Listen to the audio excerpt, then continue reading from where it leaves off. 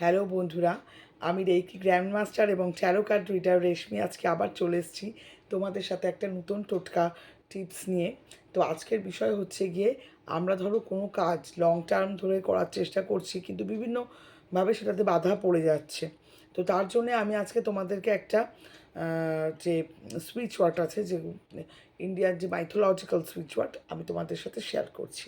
তো তোমরা যেটা চান্ট করবে সেটা হচ্ছে গিয়ে বিঘ্নেশ। ঠিক আছে, বিঘ্নেশ, বিঘ্নেশ, বিঘ্নেশ, বিঘ্নেশ।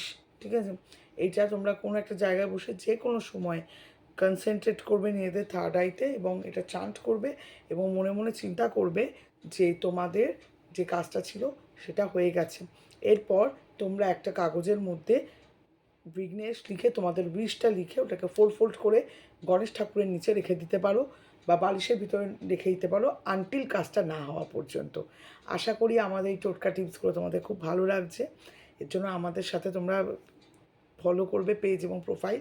খুব শিগগিরই আবার চলে আসবো নতুন একটা টোটকা টিপস নিয়ে। Thank you.